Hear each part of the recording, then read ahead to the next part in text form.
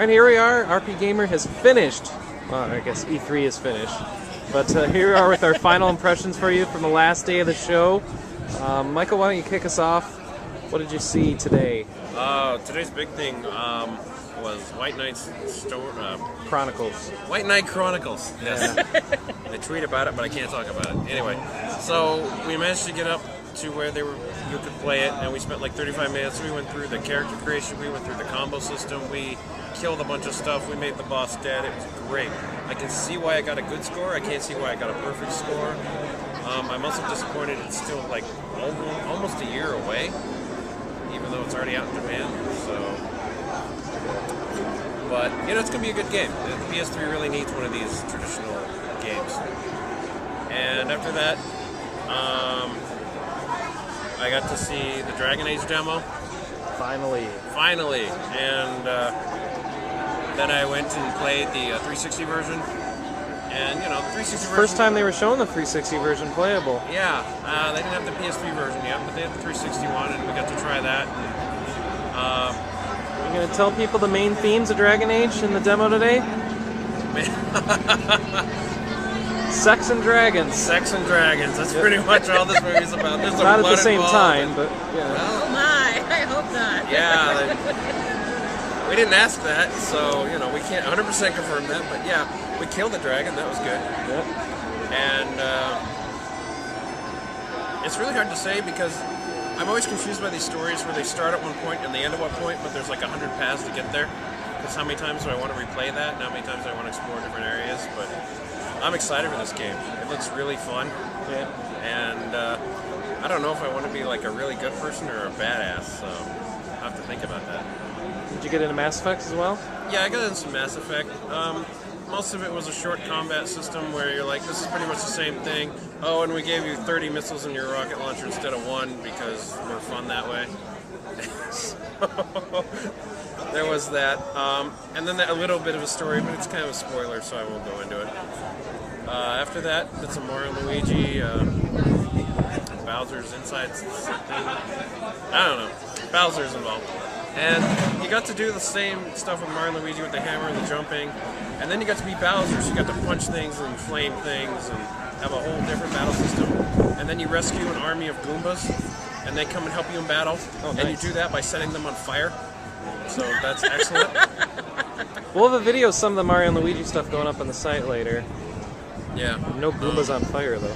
No, it was great because it's like, as soon as you rescue them, it's like, here's our special attack. We will run on screen, and you tap us with a stylus. And if you tap us with a stylus, we catch on fire and leap into the air. And we do like 4 times the damage as if we just run into them. So, good deal. This is why Bowser needs more minions, I guess. And last but not least, I started off the day looking at Little King's Story. And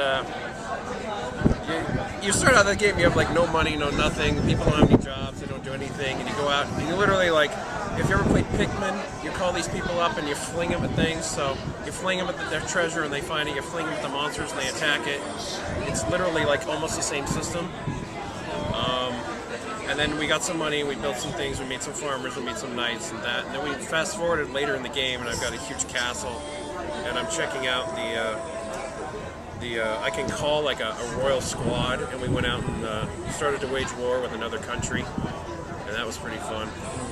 And that was the end of that. I mean, it looks like it's supposed to be simple, but you know, there's love, there's death, there's war. It's pretty fun for a simple-looking game. What'd you see today, Anna? Well, Mac warned me that today would be the day of MMOs, and I didn't blame him at first, but after today, it definitely was the day of MMOs. I'll kind of let those sit aside so that I can do impressions on them. But a single-player game-wise, I definitely played... I played a game. I don't know what it is, but I played it. Too many games today. I played Black Sigil, and people can stop calling it Sigil and Sigil and all sorts of crazy names. Square Enix PR just walked by. Yeah. And so Sigil, like symbol, so Black Sigil. And as much as I know they hate the comparison, if you like Chrono Trigger, honestly, you are going to love it. I saw nothing in this game that reminded me of Chrono Trigger. There's no X text, there's no... Yes, there was. You just weren't using that. He was so like, you just kill the monsters. No. You can. Okay, what it is you either have it's 100% stylus, 100% D-pad A, B, X, Y. You can use either system, 100%, doesn't matter. Or you can use a mix and match of the two if you are so inclined. And what you do is, when you go into battle, it's set automatically to just a regular attack, and you press left or right, and those are like single attacks, combo attacks, and you go into those, and it is much like Chrono Trigger, where the other person has to be available and have enough MP to do that tech as well. So I actually did a bunch of multi-techs and stuff, although I think that was before you showed up. So I actually got to play it for a good 20 minutes, and I really liked it. So I got to hear a little bit more details about the characters, and looking forward to it. He mentioned that there's actually 7 endings to it, and the number of characters that you have will actually affect the ending that you have. So it's really important to search all the nook and crannies to make sure you get all 8 characters in your party. Like Chrono Trigger, though, it's a long game. He told me if you want to blaze through it and get like a decent ending, it's 40 hours. If you want the really good ending, it's 60 hours or more. Right. For a DS game. Wow. So, I don't know. I don't mind epic games on the DS. I like epic games no matter what system they're on, as long as they're done well and have an engaging story. So, other than that, I got to play Torchlight today, and Chris played it with me. We were in the Perfect World booth. I was playing Jade Dynasty, and one of the guys that I was talking to said, "Have you seen Torchlight?" And I said, "No, what is it?" And he says, "Well, it's by the guys who were in the process of making Mythos." I said, "Okay, so it's ex-Flagship Seattle." So I wandered over and I got to meet one of the guys who was producing it, and he sort of gave me a walkthrough as other people were playing, and I noticed that Chris was playing the middle one. So I was watching Chris's screen as he explained it, and I managed to jump in and play a fair bit. It's like very chibi, cutesy Diablo. If you like Diablo, you will like this. I don't think you can say if you like Diablo, you like this when you put cutesy before it. It's a different art style, basically. Yeah. It's got that Is it like anything happy. better than It's got that Runners? happier, less. I don't know Less how to story and describe exciting. it. But I mean, it still sort of retains that Diablo-esque. It's got more of a comical edge. skeleton look to it rather than a. Dungeon Runners. It's similar to Dungeon Runners. But yeah, it In fact, definitely. It's like Dungeon Runners with better graphics, isn't it? And done by the actual Diablo people. But I mean, these are the people who made Diablo 1 for the most part. So it is still like the darker sort of theme. So you're fighting against skeletons and undead, and everything spews blood. And it's neat. One of the things that they do is when you roll a character, you get a choice between a pet. You get a bunch of dogs and a bunch of cats as a choice. You only get to choose one. And the animal companion that you have with you attacks. It can run ahead and tell you what's going to be ahead. It can carry stuff for you. It can run back to town and sell stuff for you.